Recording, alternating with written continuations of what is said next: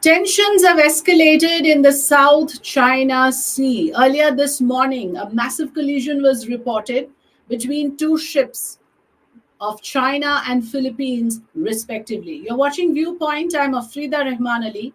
We will try and understand how and why these collisions happen. Are there deliberate moves by hostile nations? Are there aggressive nations out there at the sea? Remember, South China Sea is a disputed area. This is that area where there are at least 4 to 5 countries who claim part of this area, especially the Spratly Islands. It is disputed for a number of reasons, especially because it is strategically important. It is also an important trade route. There are economic considerations, there are trade considerations, and for all these countries who are stakeholders, this is a route that is crucial for them in more ways than one. And therefore, any dispute, any conflict in the South China Sea becomes of great importance to all those nations who are stakeholders, who are claimants, but also to countries like India, who are either partners with other South Asian nations or also uses the same trade routes. So I want to first understand, before we go into the politics of it all, basically to understand how these shipwrecks, as we are calling them, happen and who takes control. What are the navigation rules that are followed? Of course, these are naval ships, but there are other merchant navy ships also that use the same routes. It impacts a very large segment in that sense when there is a disputed area in the seas. So I am going to welcome now to the program Captain Amit Bhandari, who is a former Indian sailor who has 28 years of experience in the Indian Merchant Navy, who's also the founder of Navigate the Ship of Your Life. He's a maritime consultant who's working with a project called Go Green and Go Human, if I remember correctly. Welcome, Captain Amit Bhandari. Good to have you with us. Hi, thank you, Afrida. Thank you so much for inviting me. Yes. So let's Hi. begin with this collision. If you have seen the pictures, and I'm hoping we'll get our viewers to see them as well. Now they're all over the social media. Two ships colliding in the middle of the sea in this manner of hostile nations. I'm calling it hostile nations because one is a Chinese ship, the other is a Philippines ship. These are naval ships. But, if something of this nature happens out there, what exactly goes on? Like, what kind of damage, destruction, the level of impact it creates in a ship, and to what extent a sailor's life, someone like you who would be in a ship, what extent the sailor's life is threatened. Well, first of all, this is two naval ships which have collided, which, to be very frank, seems to be quite unlikely because Navy by itself being defense, the bridge of the ship is full of people. It's full of the captain, it's full of so many navigators on board. So it's very unlikely that they can collide by mistake. So my Mhm. personal opinion is it's not possible that this collision happened by chance. Obviously, Mhm. there is some other reasons for it.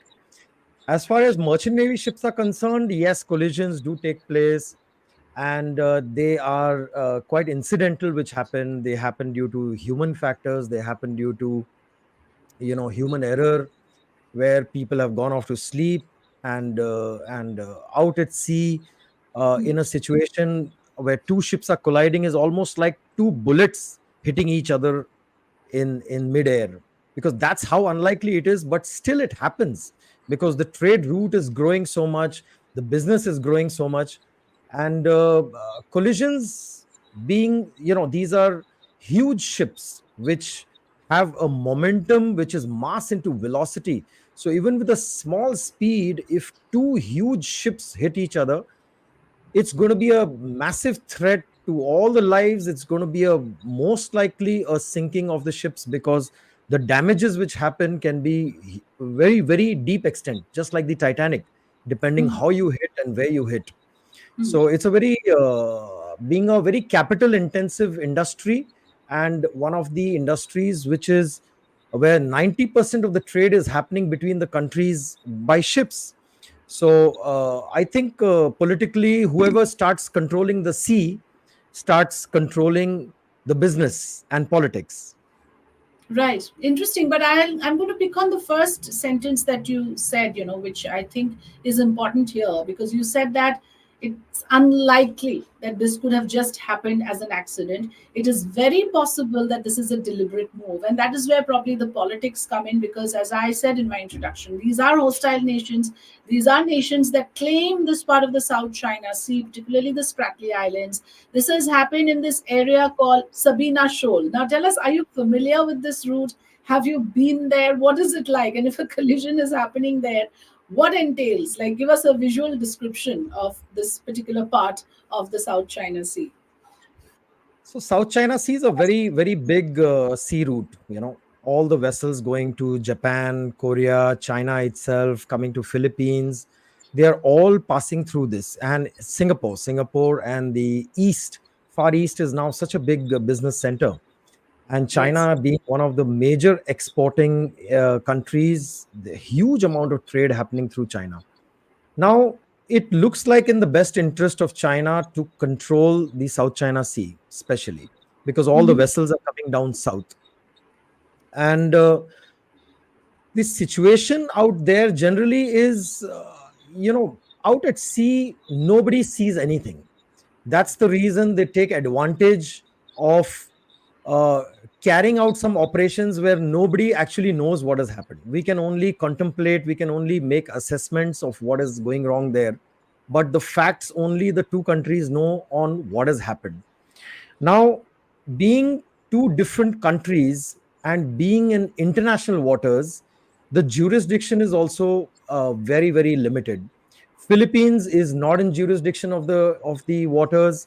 China is not in jurisdiction of the waters. Hence, they both can start claiming whatever they like, and they take advantage of being in those international waters and playing games, I would say. Mm-hmm.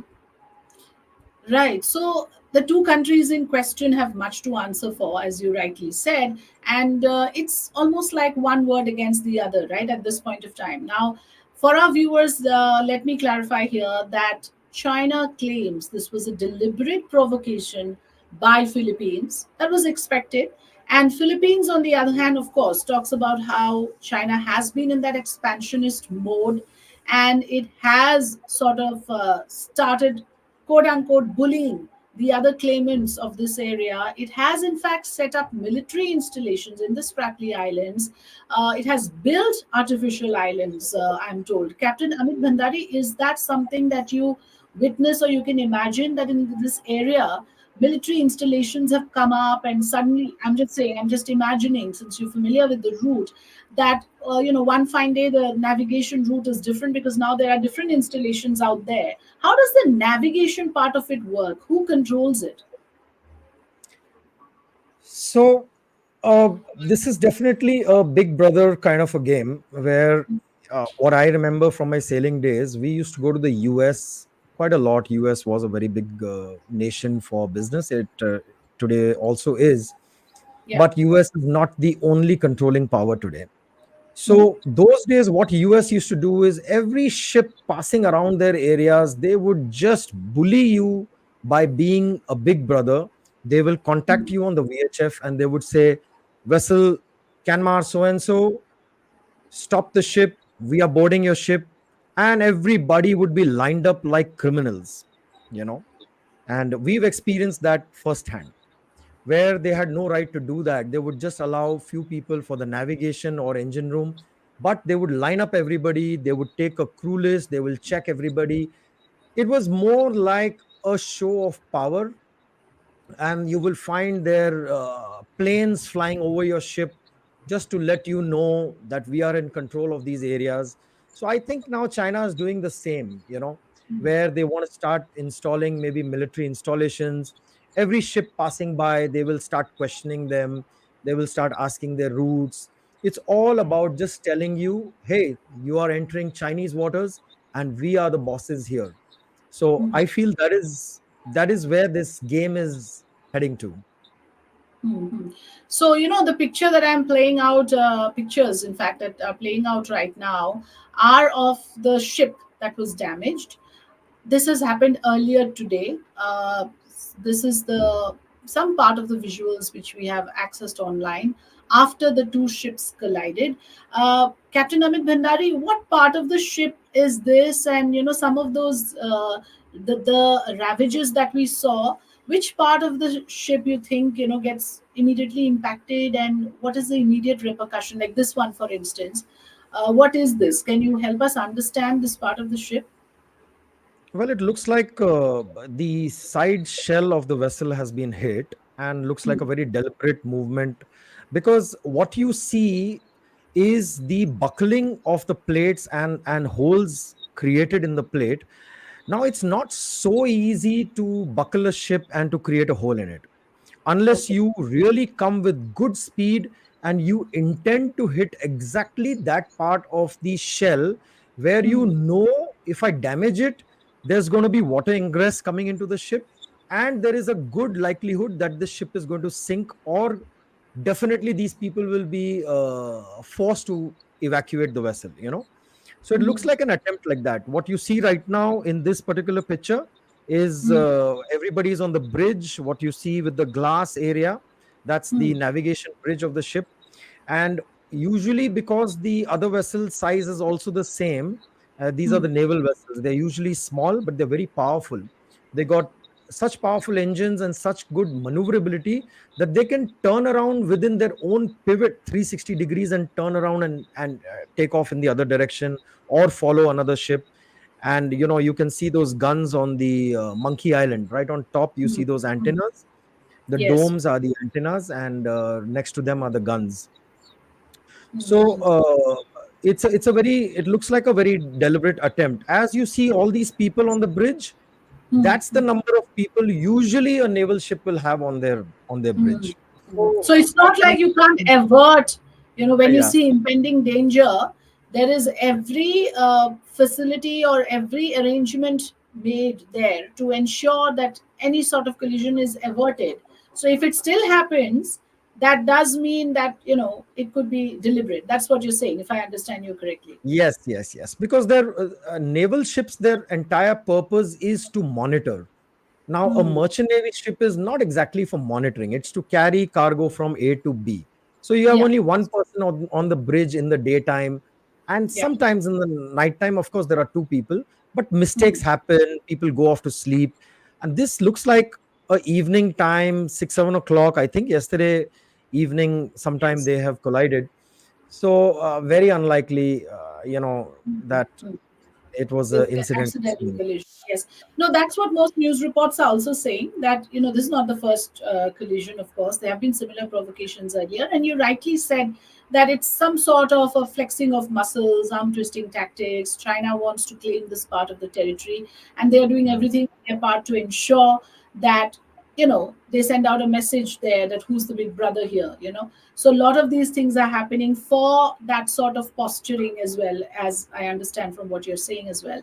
I want to again ask you about, since you were with the merchant navy for almost 3 decades, the trade routes. If there is a dispute, a conflict, India, in fact, is not a direct claimant to the Spratly Islands or to the South China Sea where there is a dispute among nations, but it impacts us, isn't it?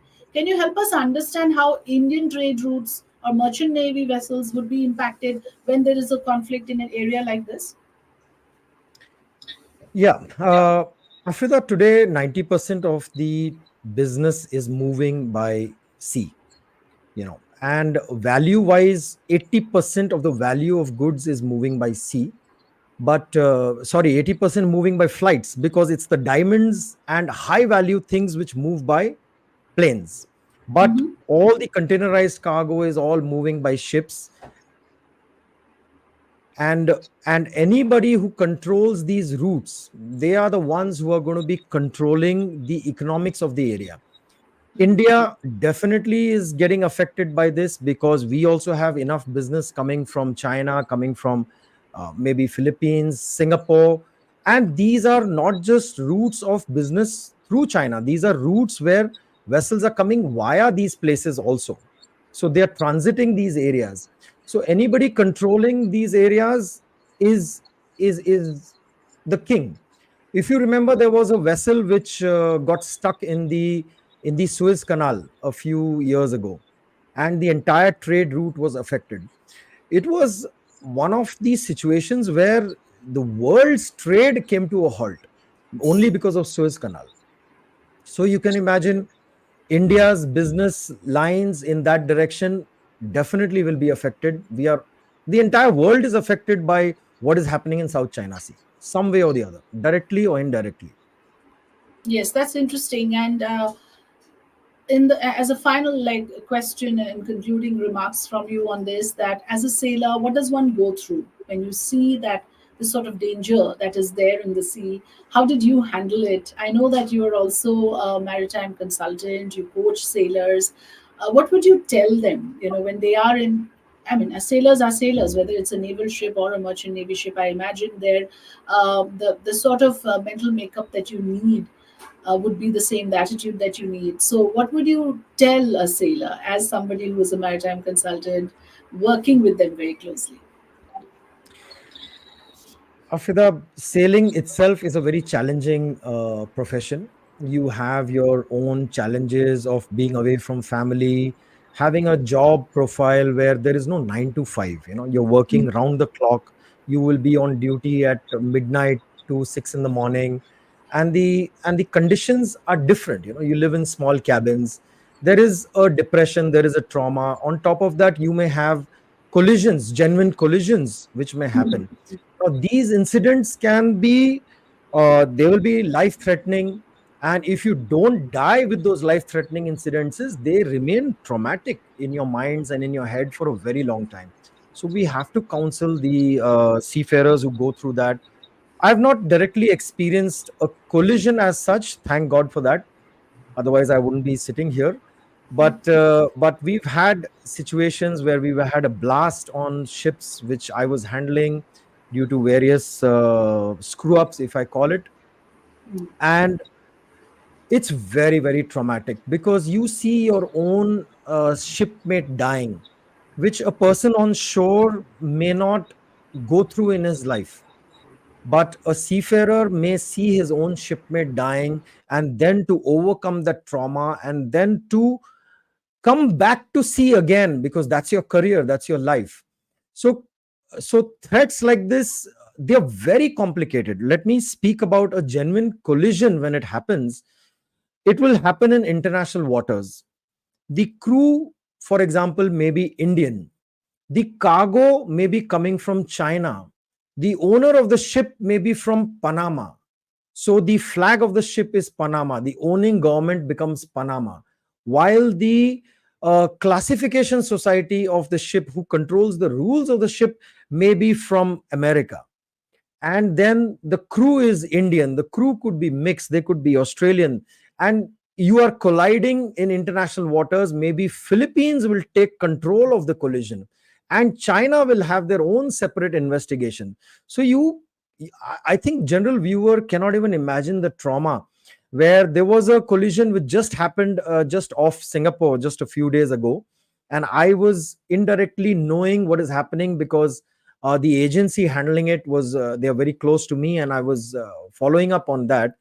The crew has been kept almost like a house arrest for 1 month, and then Indonesia said, no, you cannot let them go home. They need to come for a further investigation to Indonesia now. And everybody is under that guilt that we don't know who's going to put a blame on who, and probably even arrest the captain and put him behind bars, because that's also happened. And the poor guy is away from home, and you got a big brother who is acting on you, and to prove anything politically, they can do anything to you. You are in a no man's land, and you are at the mercy of these people. So sailor's life, I think, is a very challenging life, other than all the goody goody things people may hear about it, but it has its ups and downs. I can't hear you, Afrida. Sorry, there was some disturbance, so I had to mute. So I'm saying this is very nicely explained, and the perspectives that you give us actually have enlightened us now on life at sea and what a sailor like yourself would have gone through. And also, of course, thank you so much for giving us the details of how collisions happen and how the international politics play a part in all of this. Thank you so much, Captain Amit Bhandari, for joining us today here on Viewpoint. Thank you, Afrida. Thank you for having me here. Have a good My day. pleasure. You too.